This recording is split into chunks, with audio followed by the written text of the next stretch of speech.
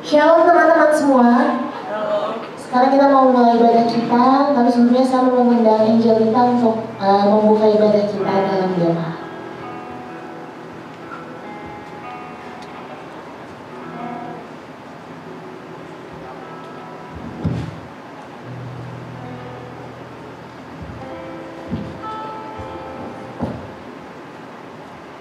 Mari teman-teman semua, sebelum kita mulai ibadah, mari kita bersatu dalam doa. Ya Tuhan Yesus, terima kasih pada saat ini kami bersyukurkan karena kami mulai ibadah ini bersama-sama dan berkumpul bersama-sama di tempat ini di rumah-Mu Bapa. Dan ini semua karena kekuatan-Mu juga Tuhan. Dan juga sekarang kami pada hari ini pengen memuji, menyembah dan juga memuliakan nama-Mu serta juga mendengarkan firman-Mu. Dan urapilah kami semua dan juga urapilah hamba-Mu yang akan membawa ke firman-Mu. Dan dalam nama-Mu dan Yesus kami doa dan bersyukur kepada-Mu. Amin.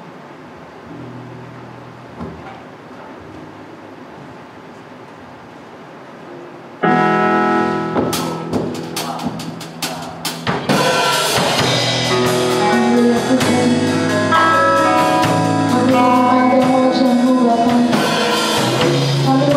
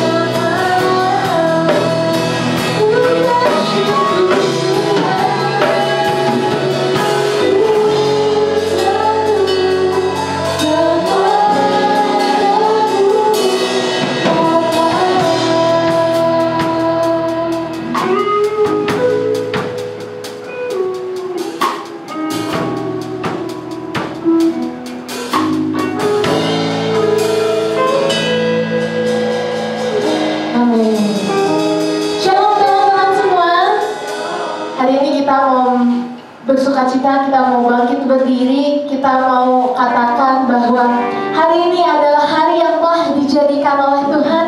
Dan kita mau sama-sama katakan bersuka di dalam Tuhan. Amin.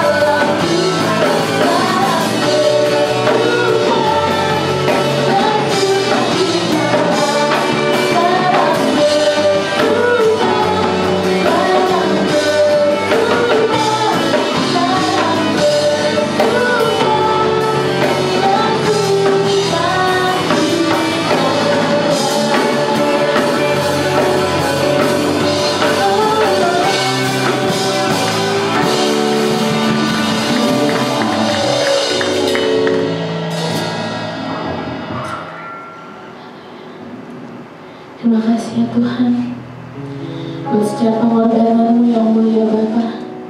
Kau jadikan setiap kami begitu berharga Bapa. Kau yang selalu terus menerima apa dari diri kami ya Tuhan. Haleluya.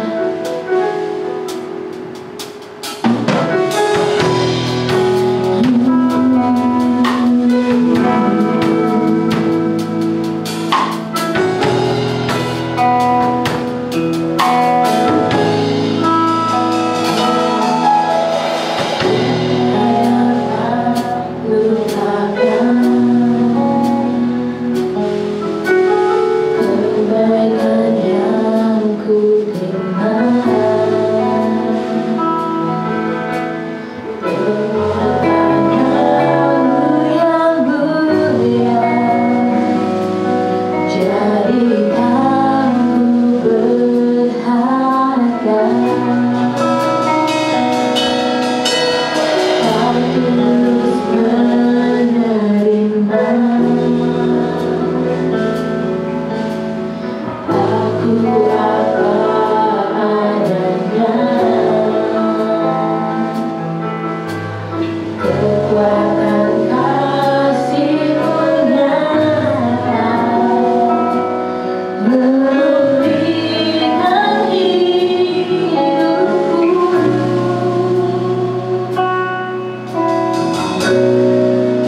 Kau bukan Tuhan yang melihat luka. Kau bukan Tuhan yang memandang harta.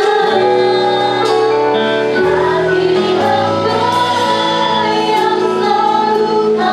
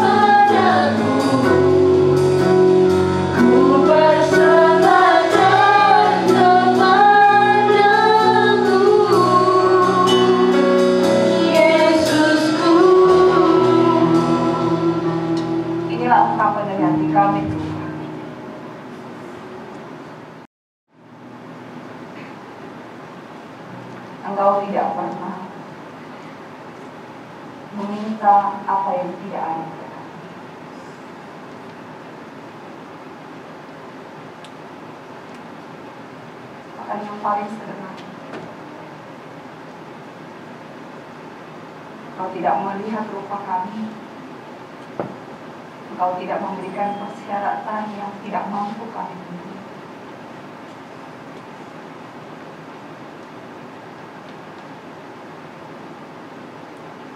Engkau hanya mengharapkan hati kami,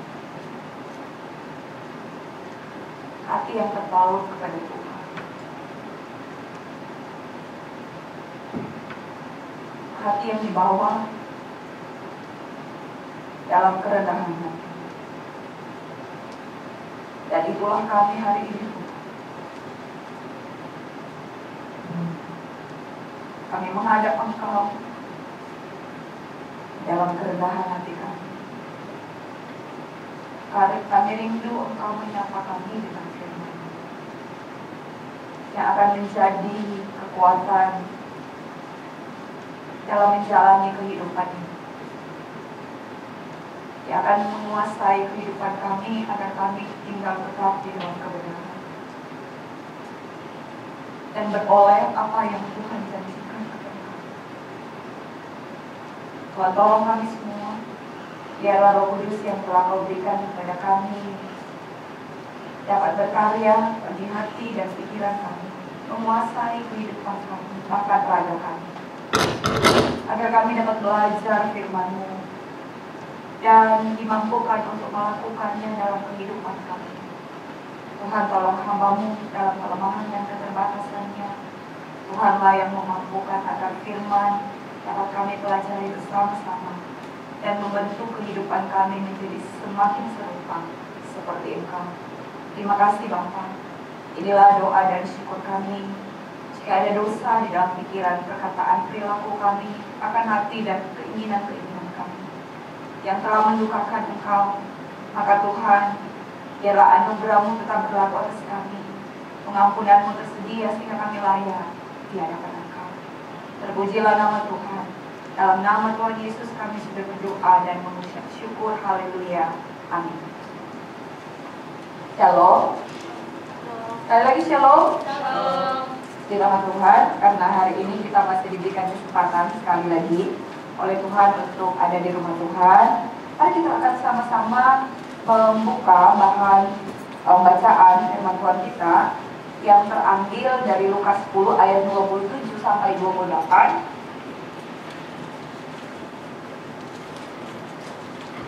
Lukas pasal 10 ayat 27 sampai 28.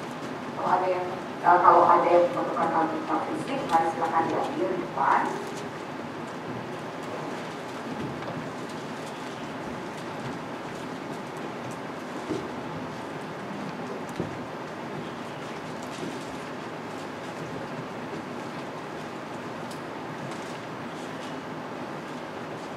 Judul hari ini adalah Cinta Menjadikan Cerdas, Bukan Bodoh. Cinta menjadikan cerdas, bukan bodoh. Mari kita akan membaca lebih dulu. Lukas pasal 10 ayat 27 sampai 28. Sudah dapat semua? Kalau sudah dapat, kita akan baca bersama-sama ya. Cuma 2 ayat. Lukas pasal 10 ayat 27 sampai 28. 1, 2, 3. Jawab orang itu, kasihilah Tuhan Allahmu dengan segenap hatimu, dan dengan segenap jiwamu, dan dengan segenap kekuatanmu, dan dengan segenap akal budimu, dan kasihilah sesamamu manusia seperti dirimu sendiri. Kata Yesus kepadanya, jawabmu itu benar, perbuatlah demikian, maka engkau akan hidup. Ayat ini sudah menjadi ayat yang kita tahu ya, yang sehari-hari kita dengar. Nah, kalau anak milenial itu tahu sekali dengan kata yang akan saya sebutkan, bucin. Betul, bucin. Jadi waktu kami konferensi ketua-ketua kaum muda daerah via Zoom, pada minggu yang lalu. Ini ada feedback dari mana ya? Apakah terlalu besar di saya? Halo, sudah? Bisa? Kedengaran ya? Terima kasih. Dan kemudian mereka bikin tantangan, permainan, games. Salah satunya ini, kata-kata ini. Jadi ketua-ketua kaum muda mana yang milenial? Dan saya salah satu yang tidak bisa menjawab, karena saya nggak ngerti bucin itu apa, gitu ya. Karena saya ingin menyatakan kalau kalian bercanda, saya tidak begitu memperhatikan untuk istilah-istilah yang dipakai. Ternyata bucin itu adalah budak cinta, ya betul? Benar ya? Nah kalau kita tanya kepada orang tua kita yang tentu tidak lahir di masa kalian, pasti mereka nggak ada yang tahu istilah ini. Soalnya zaman mereka itu nggak ada istilah-istilah seperti ini. Dan menurut korban budak cinta, ya ini menurut korbannya, hanya baca saja di media, bahwa kalau lagi cinta-cintanya bisa jadi bodoh, gitu ya. Ini yang opini dari yang mengatakan budak cinta, gitu ya. Kalau lagi cinta-cintanya bisa jadi bodoh. Tindakan yang kemudian dilakukan korban bucin ini misalnya ngebayarin semua, gitu ya. Kemudian jadi tukang antar-antar. Kemudian jadi tempat pinjam duit sampai ngutang.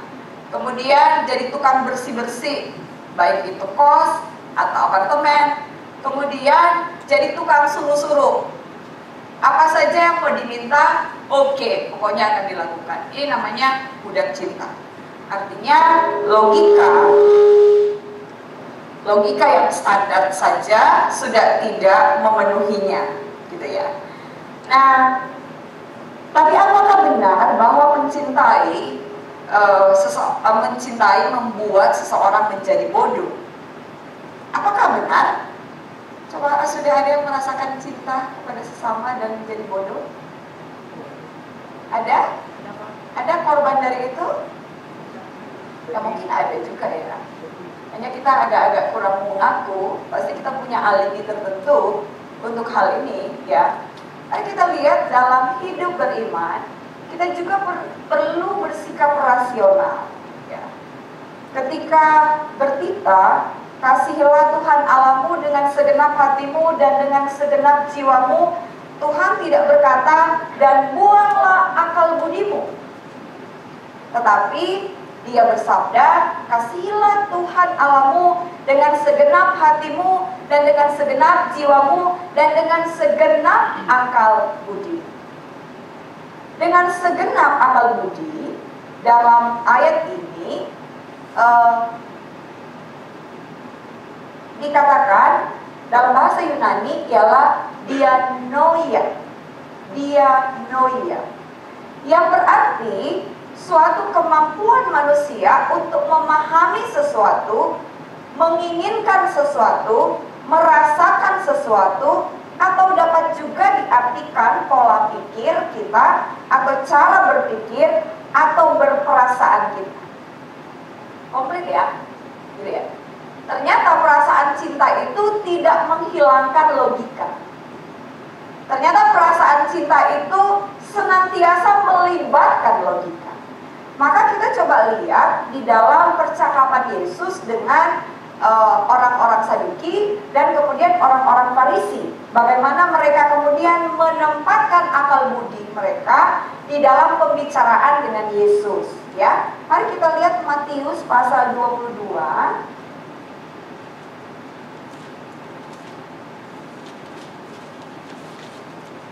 Di dalam perikopnya tentang membayar pajak pada kaisar. Saya akan baca dengan cepat. Kemudian pergilah orang-orang Farisi, ayat 15. Mereka berunding bagaimana mereka dapat menjerat Yesus dengan suatu pertanyaan. Mereka menyuruh murid-murid mereka bersama-sama orang-orang Herodian bertanya kepadanya, Guru, kami tahu engkau adalah yang jujur dan dengan jujur mengajar jalan Allah. Dan engkau tidak takut kepada siapapun juga, sebab engkau tidak mencari muka.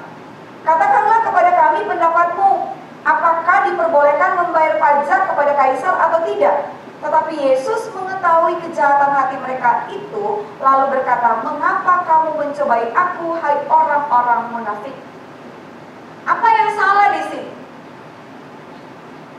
Orang-orang Farisi ini bukan tanpa pengetahuan mengenai kitab Taurat, bahkan mereka sudah sangat menguasainya.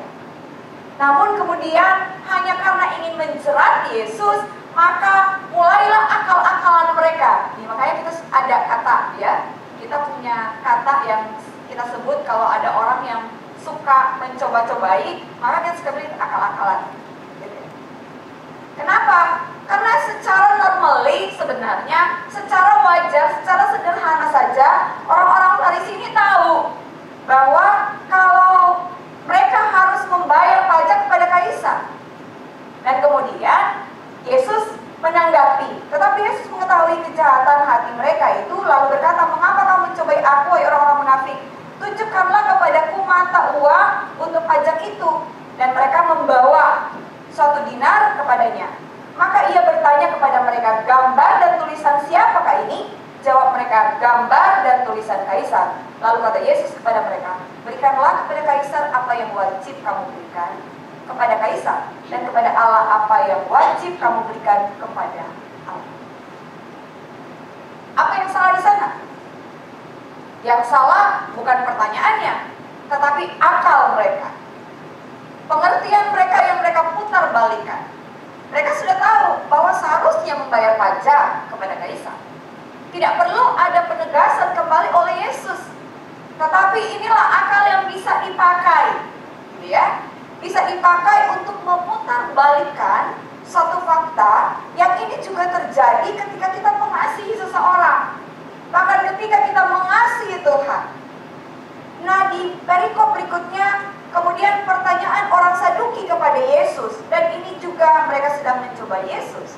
Ketika mereka mengatakan bahwa Guru, Musa mengatakan bahwa jika seorang mati dengan tiada meninggalkan anak, saudaranya harus kawin dengan istrinya itu dan membangkitkan keturunan bagi saudaranya itu. Ya, Yesus tahu itu, kata Musa.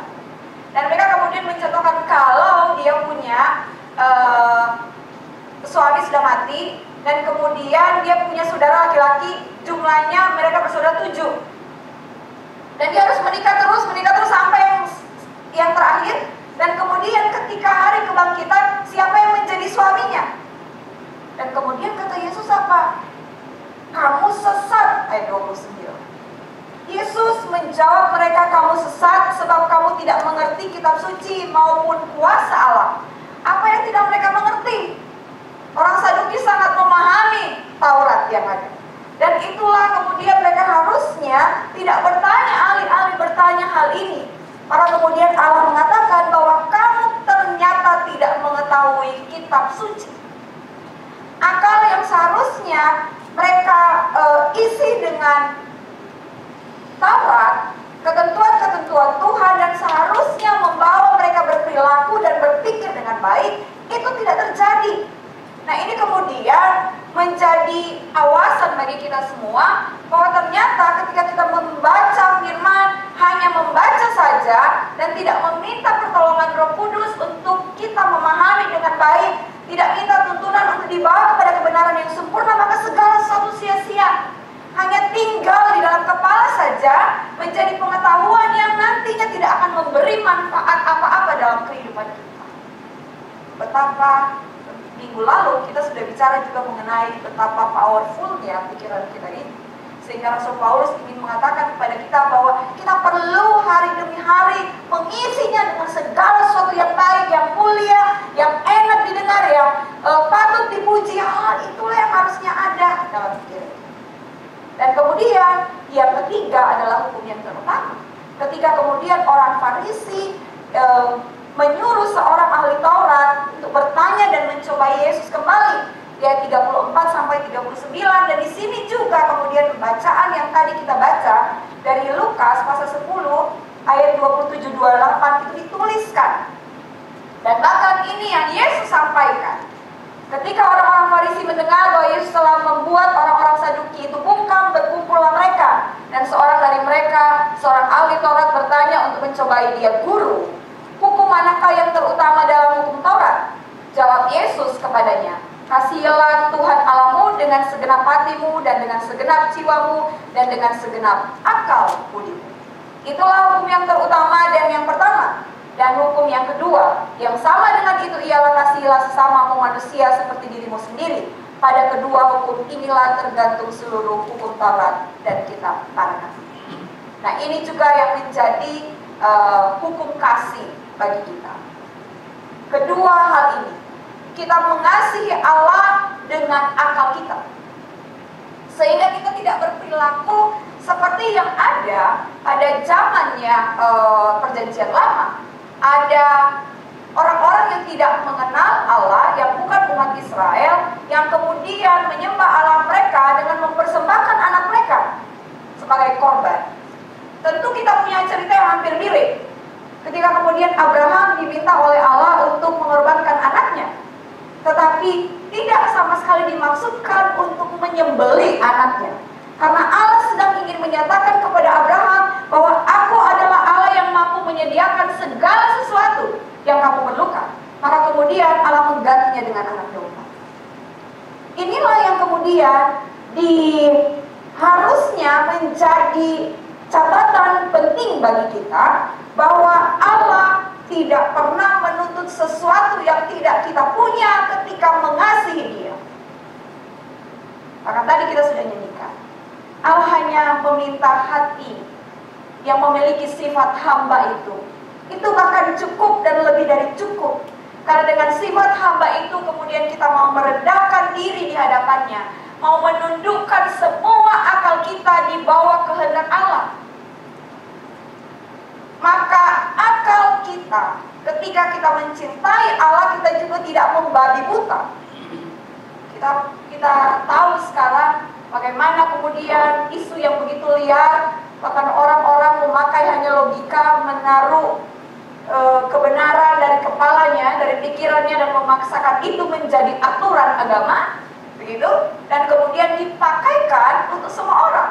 Tapi kita bersyukur kepada Tuhan karena kekristenan tidak seperti itu. Kekristenan selalu sangat mudah bagi kita, karena Alkitab yang saya pegang sebagai pengajar sama dengan Alkitab yang Anda pegang. Sehingga jika saya salah, maka Anda tidak akan mengikutinya, karena ada kebenaran di dalam pegangan Anda sendiri. Gitu ya. Kalau saya salah mengajar, maka Anda tahu persis mana yang salah, sehingga tidak akan mengikutinya. Akal kita tidak kemudian menjadi akal-akalan. Sesungguhnya itulah kelebihan manusia. Kita diberikan akal yang mampu membedakan mana yang benar dan mana yang tidak benar, dan itulah peruntukan penciptaan Allah. Ya. Ketika kemudian yuk kita baca Roma 12 ayat 1 dan 2. Karena itu saudara-saudara, demi kemurahan Allah, aku menasihatkan kamu supaya kamu mempersembahkan tubuhmu sebagai persembahan yang hidup, yang kudus, dan yang berkenan kepada Allah. Itu adalah ibadahmu yang sejati, itulah cinta kita kepada Allah. Kalau mau ditanya, wujud cinta kita kepada Allah itu apa?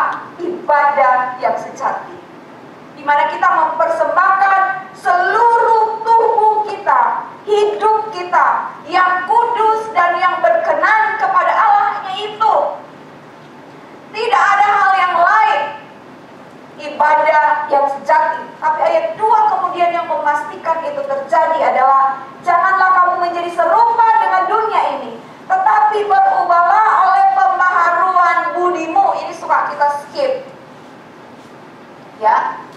Kenapa bukan berubahlah oleh pembaharuan jiwamu? Kenapa harus yang disampaikan di sini pembaharuan budimu?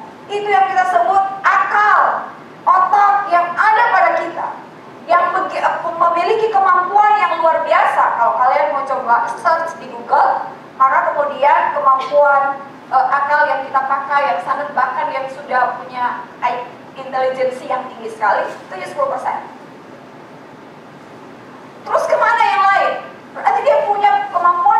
begitu luar biasa.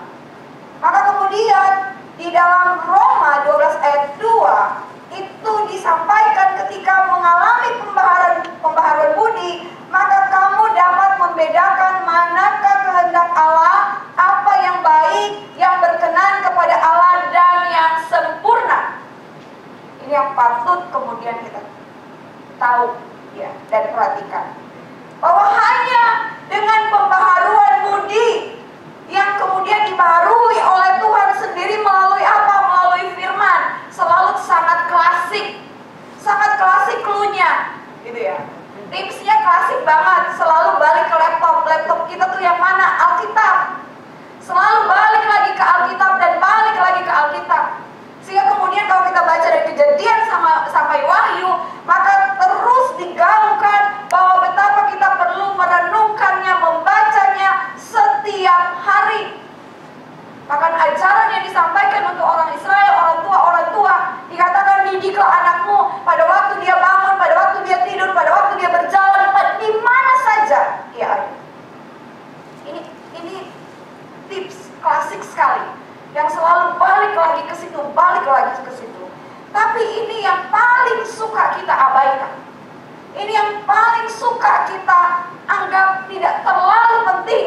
Sehingga maka kemudian tidaklah sulit untuk diakui bahwa kemudian kita selalu salah untuk mengasihi orang. Kalau mengasihi Tuhan tentu kita sudah punya model sendiri. Masing-masing kita punya model.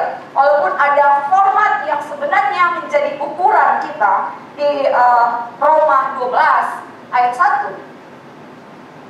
Tetapi ketika kita mengasihi sesama karena kasih yang sama yang Tuhan berikan kepada kita, itu juga kasih yang dipakai untuk mengasihi sesama. Ada relasi yang terjadi antara teman, baik itu yang pacaran, baik itu di dalam keluarga, relasi yang sama di mana kasih itu menjadi wujud atau kasih itu dapat kita wujudkan. Nah, yang paling sulit atau yang selalu dianggap tidak masuk akal adalah ketika kita berpacaran. Ya. Segala sesuatu menjadi abu-abu, bahkan mungkin gelap. Kenapa? Karena kita sudah nggak pusing. Kita kalau boleh dipinjam istilah ini pakai kacamata kuda. Kacamata kuda di samping ya, gitu ya, di samping. Ya pokoknya jalan aja gitu. Terserah. Saya nggak mau tahu apa yang orang bilang. Saya nggak mau lihat kiri dan kanan. Pokoknya kalau saya bilang saya cinta, ya saya cinta. Sehingga dalam perilaku atau tindakan-tindakan kita itu bahkan yang orang tua mungkin atau bahkan kita sendiri ketika kita duduk termenung, ya. Atau kalau kita putus cinta nih, gitu ya. Kalau kita putus cinta kemudian kita duduk termenung dan mulai mereview. Apa sih yang sudah terjadi selama ini? Dan kemudian kita mulai mendapati bahwa betapa bodohnya saya, gitu ya. Kenapa sih saya harus melakukan itu? Betapa bodohnya untuk mencintai saja. Saya harus melakukan ini, saya harus mengorbankan ini, saya harus melakukan semuanya. Tapi kenapa harus terjadi putus dulu, baru kemudian kita memikirkannya? Kenapa harus di situ dulu? Kenapa tidak terlebih dahulu kita memikirkan semua tindakan kita, bagaimana kita mengasihi Dia? Allah ingin kita mengasihi dengan menghargai diri kita sendiri dan menghargai orang yang kita kasihi. Allah tidak ingin ketika kasih itu dinyatakan, kasih itu kemudian menimbulkan kerusakan, menimbulkan kehancuran, menghadirkan rasa tidak hormat dan tidak menghargai satu dengan yang lain. Karena kalau kita ingin mengakui kalau kita putus, yang ada di dalam hati kita adalah kebencian. Apapun itu alasannya. Mungkin karena salah kita, masih tetap kita benci. Ataupun salah dia, lebih benci lagi. Gitu ya. Dan itu yang terjadi. Padahal kasih yang sebenarnya yang Allah ingin, bahwa hal itu tidak perlu terjadi ketika akal kita bermain dengan bagus. Ketika kita menancapkan semua pemikiran akal kita dikuasai oleh Kristus, oleh Yesus, oleh firman-Nya, maka tindakan-tindakan kita tidak akan menghasilkan penyesalan dan kehancuran. Itulah dikatakan, kalau mencintai itu membuat kita lebih pintar, bukan lebih bodoh. Membuat kita lebih cerdas. Cerdasnya kita bisa tetap menghargai diri kita, kita juga tetap menghargai orang yang kita kasih. Apapun yang terjadi, terserah putus atau nggak jadi, nantinya tetap sama. Mengapa? Karena sudah ada batasan-batasan secara normal, secara wajar yang kita kemudian terapkan dalam hubungan itu. Baik yang tadi saya katakan, jadi tukang antar, jadi tukang bayar, ya, jadi tukang mintain hadiah, gitu ya, jadi tukang tunggu, gitu ya, jadi tukang suruh-suruh, gitu ya. Itu tindakan-tindakan yang bodoh menurut saya. Sesuatu yang tidak perlu untuk kita lakukan. Saya pernah pacaran, bukan tidak pernah, gitu ya. Tapi mungkin saya orang bilang lebih laki-laki, tapi nggak tahu ya. Karena pada laki-laki pada zaman sekarang, kalau mereka sangat mengasihi orang wanita yang mereka kasih, maka mereka suka kehilangan akal juga, gitu, ya. Sehingga kemudian kalau terjadi sesuatu di belakang, akhirnya aku ketipu sama itu. Tapi berulang. Kenapa? Karena kita nggak pakai sebenarnya akal kita. Artinya mencintai itu termasuk akal kita di sana. Bukan love is blind, bukan cinta buta, ya. Toh akhirnya kalau kalian memiliki relasi yang nanti langgeng sampai di maksud yang kalian rencanakan dalam pernikahan, memang nanti jadi tukang antar-antar lagi. Nggak mungkin. Karena apa? Ketika hal itu terjadi, kalian sudah punya tugas masing-masing. Umpama dua-duanya bekerja, yang satu di barat dan yang satu di selatan. Dapatkah kemudian mengantarkan dulu baru ke sana? Nggak mungkin. Toh akhirnya akan jauh, pergi sendiri, pulangnya juga sendiri. Kalau makan, bayar-bayaran lagi? Enggak. Tapi kalau itu sudah menjadi kebiasaan sebelum atau pada masa kita mulai mencintai orang lain, maka kemudian ketika masuk dalam rumah tangga, itu akan menjadi persoalan baru. Kenapa? Itu akan menjadi alasan kenapa pria yang saya nikahi, yang saya cintai, tidak seperti dulu lagi waktu pacaran. Sekarang begitu cuek ketika berumah tangga. Begitu juga wanita. Pria mengatakan, wanita yang saya cintai dulu kenapa jadi berubah ya ketika sudah ada dalam rumah tangga? Mengapa? Karena tadinya kita melalui hubungan-hubungan itu tanpa memakai akal yang sebenarnya.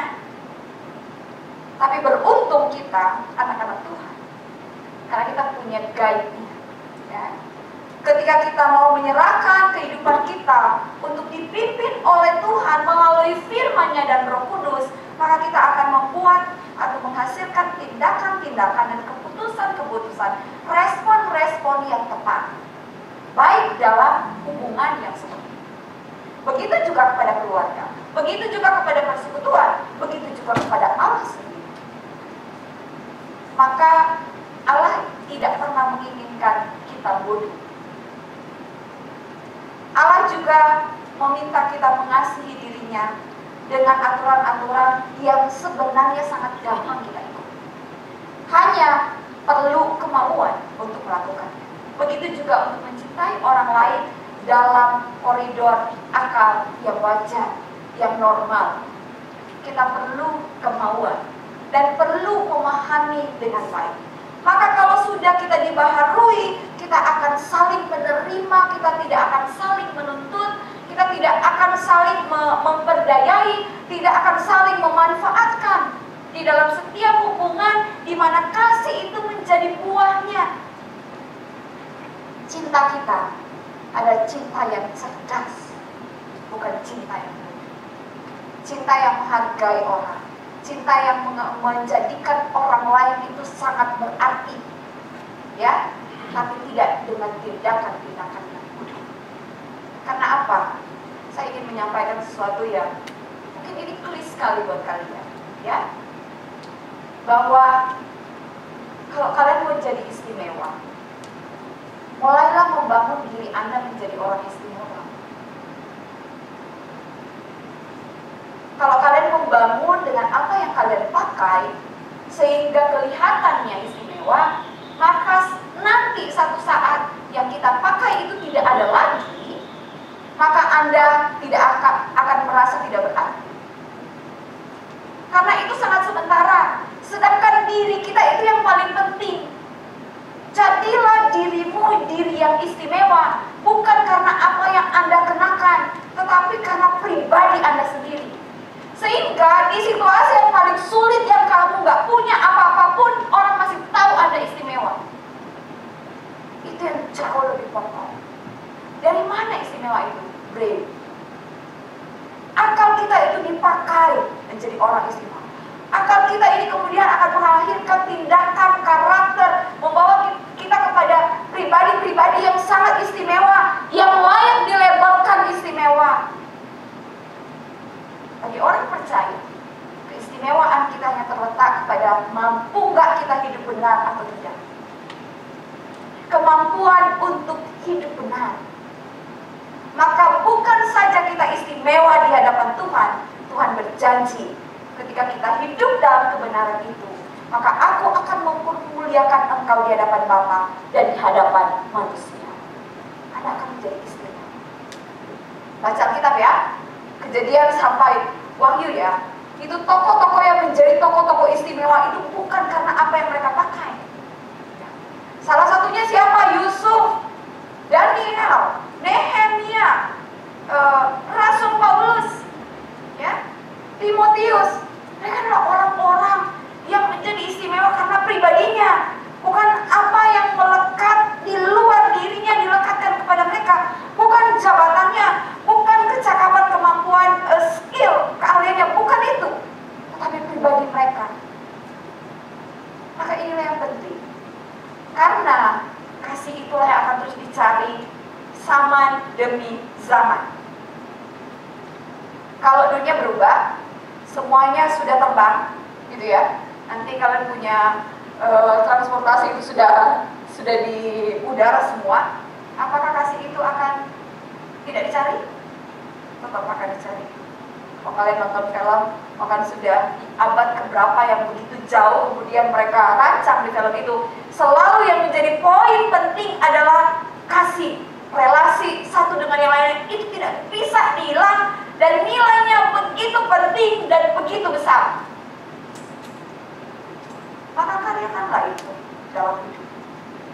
Jika kau ingin menjadi orang yang dikasihi, maka mulailah memakai apa yang Tuhan berikan kepada kita, menundukkan kepada kehendaknya, dan kemudian melahirkan karakter-karakter yang mencintai orang lain dengan tepat, dengan benar, seperti Allah mencintai kita. Karena nantinya juga di dalam relasi-relasi kita tentu ada kesalahan-kesalahan yang bukan memungkinkan, tetapi lebih sering bisa kita lakukan. Dan hanya orang yang dibaharui, yang memiliki kasih yang sebenarnya, yang seperti Kristus, yang dapat menerima hal itu. Baik dalam relasi yang belum terjalin sampai ke pernikahan, begitu juga ketika di dalam pernikahan. Hal itu akan terjadi.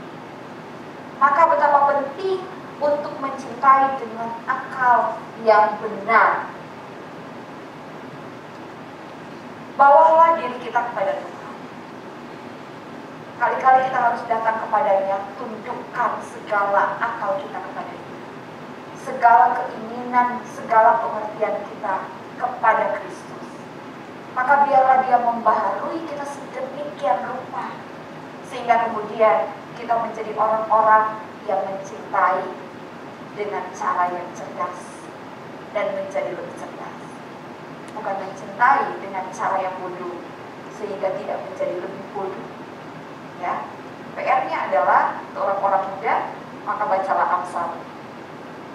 Bacalah itu, karena Amsal dituliskan menyatakan semua aturan-aturan, khususnya bagi orang-orang muda yang belum banyak pengalaman, yang kadang-kadang merasa pintar tapi sebenarnya menghasilkan tindakan-tindakan bodoh karena tidak ada pengalaman di sana.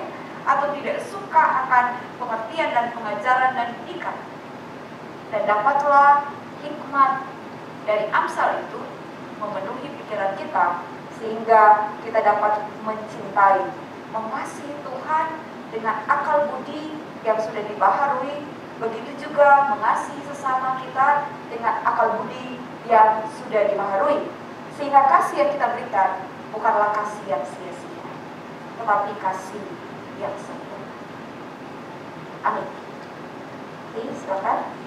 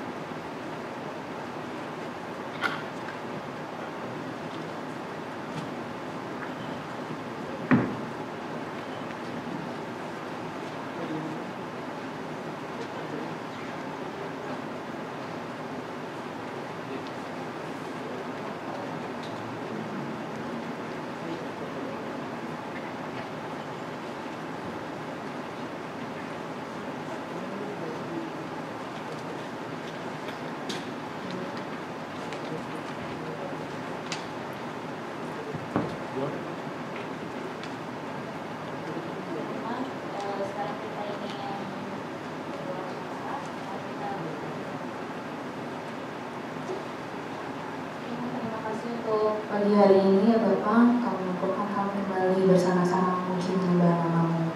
Saat ini kami ingin berdoa untuk negara kami, untuk kepemerintahan bangsa kami ya Bapak, mulai dari yang atas sampai yang paling bawah Tuhan dan seluruh jajarannya ya Bapak. Kiranya Yesus Engkau terus berkati, Engkau terus berikan mereka hikmat ya Bapak, berikan mereka kemampuan untuk mereka dapat mengatasi pandemi COVID-19 ini ya Bapak dengan baik dan benar. Kami juga ingin berdoa untuk TNI, Polri, dan seluruh jajarannya kiranya ya Bapak, Engkau akan mampukan mereka ya Bapak, Engkau berikan kekuatan, Engkau berikan kesehatan ekstra bagi mereka untuk melaksanakan tugas-tugas mereka. Kami juga ingin berdoa untuk tim medis ya Bapak, untuk dokter, para perawat, relawan, bahkan para peneliti ya Bapak, mereka telah bekerja keras ya Bapak. Kiranya Yesus Engkau tambah-tambahkan berkat bagi mereka, dan kiranya ya Bapak Engkau beri mereka kesehatan ekstra, Engkau lindungi mereka, Engkau jagai dan Engkau sertai mereka ya Bapak, dan kiranya mereka dapat melakukan pekerjaan mereka dengan sepenuh hati mereka untuk terus membantu orang-orang pasien-pasien yang terkena virus COVID ini ya Bapak. Kami juga ingin berdoa untuk perekonomian negara kami. Banyak Tuhan yang terkena dampak dari pandemi ini ya Bapak, mulai dari yang bekerja, bahkan yang mungkin mempunyai bisnis ya Bapak. Kiranya Yesus Engkau tahu setiap kesusahan kami ya Bapak, tapi kiranya kami ini percaya bahwa Engkau Tuhan tidak akan membiarkan kami meminta-minta. Engkau akan selalu cukupkan kami ya Bapak, dan Engkau berkat Tuhan akan melimpah atas kami. Ajar kami Tuhan mungkin untuk terus berhikmat dalam mengatur financial kami ya Bapak, dan kiranya ya Bapak kami sebagai masyarakat pun dapat mematuhi, dapat memiliki ketundukan hati kepada pemerintah, dan kiranya kami dapat sama-sama menjadi lebih baik dan membuat negara kami terus makin maju ya Bapak. Terima kasih Yesus, kami menyerahkan semuanya ke dalam tangan.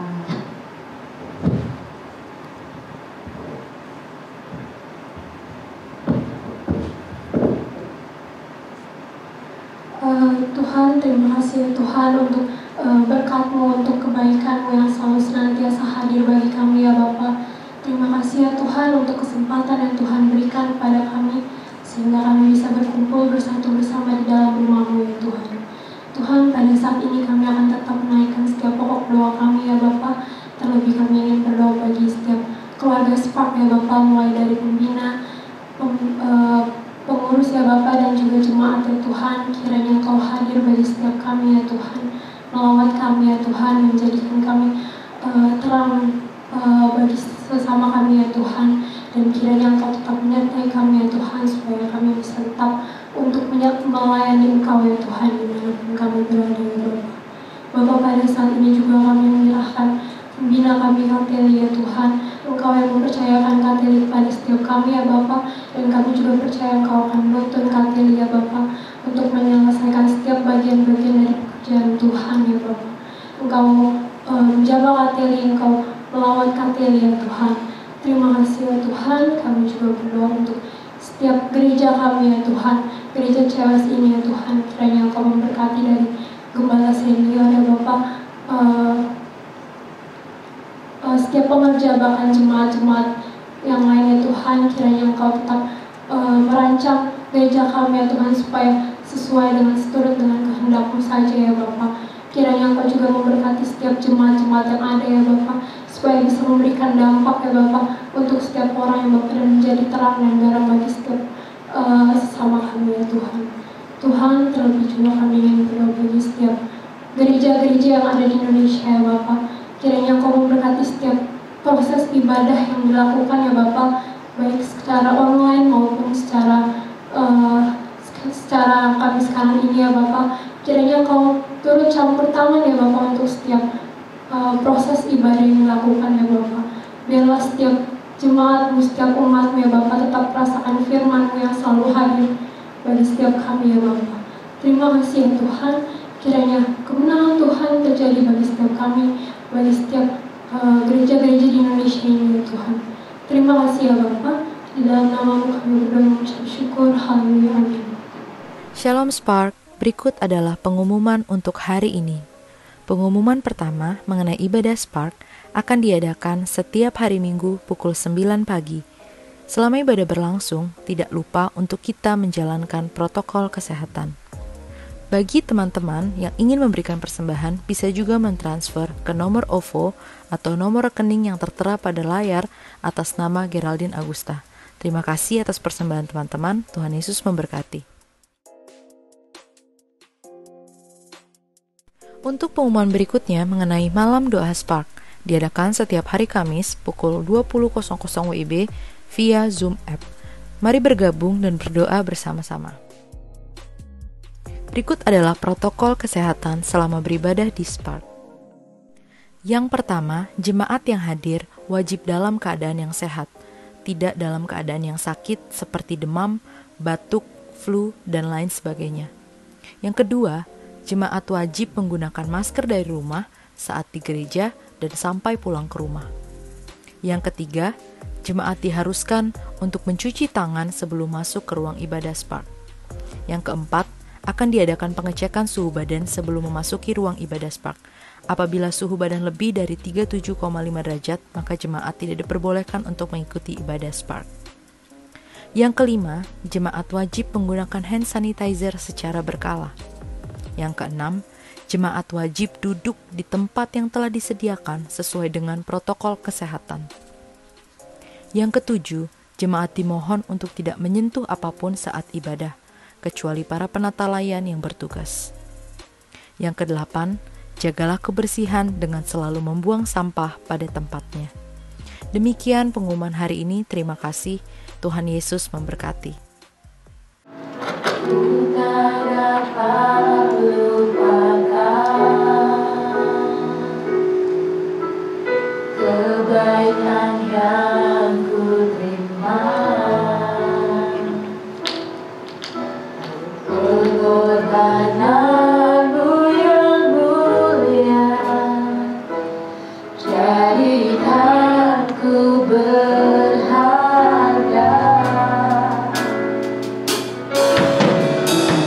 Tulus menerima,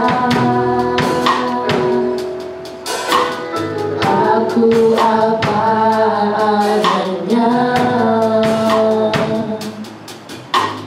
kekuatan kasih-Mu nyata memulihkan hidupku. Ku tak dapat lupakan kebaikan yang ku terima, pengorbananmu yang mulia,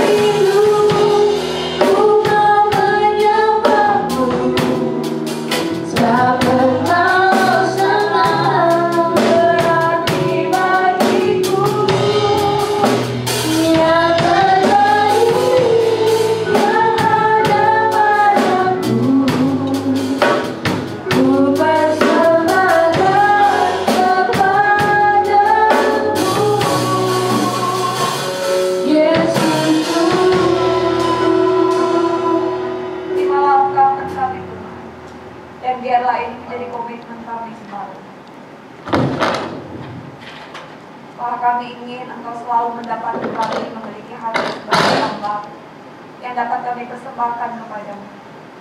Ajarlah kami hari demi hari Tuhan, agar kami dapat hidup seperti apa yang Tuhan maksudkan bagi kami.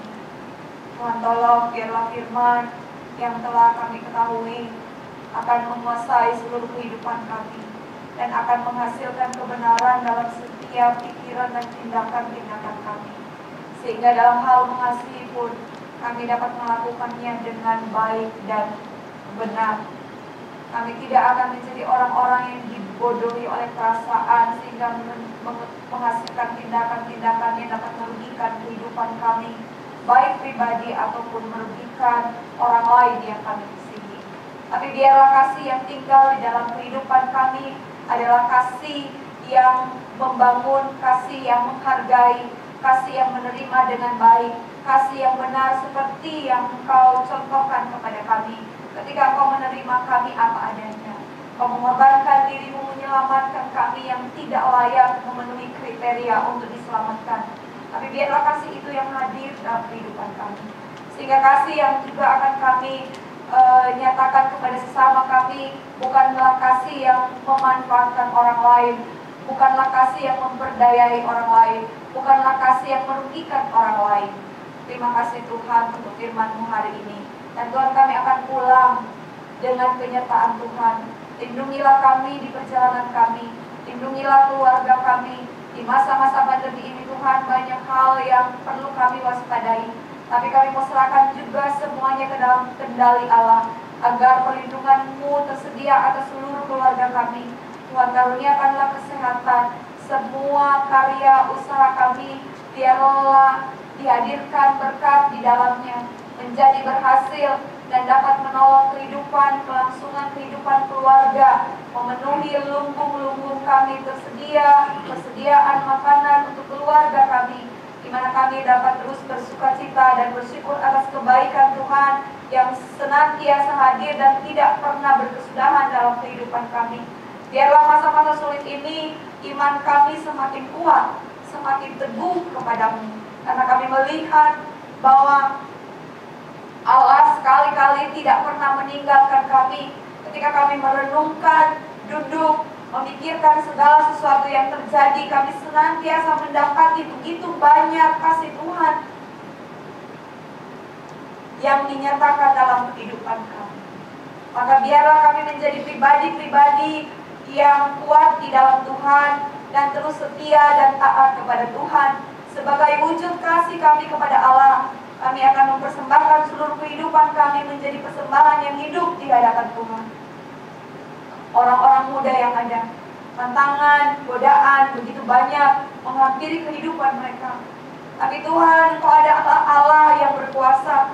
Maka biarlah Engkau juga menjaga mereka dengan firman-Mu. Biarlah Roh Kudus yang Kau berikan kepada mereka akan memimpin hari-hari mereka, langkah-langkah mereka, apa yang harus mereka lakukan dan apa yang tidak boleh mereka lakukan, agar setiap janji Allah dapat mereka rasakan hari demi hari. Terima kasih Tuhan. Segala rencana kami mau taruh ke dalam tangan Tuhan, dan kami yakin dan percaya Allah kami adalah Allah yang hidup, yang akan senantiasa memberi harapan dalam kehidupan kami. Terima kasih Tuhan, terima kasih. Dan kami akan pulang membawa berkat dari Tuhan. Maka saudara-saudara, angkatlah tanganmu dan terimalah berkat Tuhan. Tuhan memberkati engkau dan melindungi engkau. Tuhan menyinari engkau dengan wajah-Nya dan memberi engkau kasih karunia. Tuhan menghadapkan wajah-Nya kepadamu dan memberi engkau damai sejahtera. Haleluya. Amin.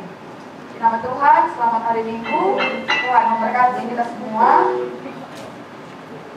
Sampai ketemu minggu depan.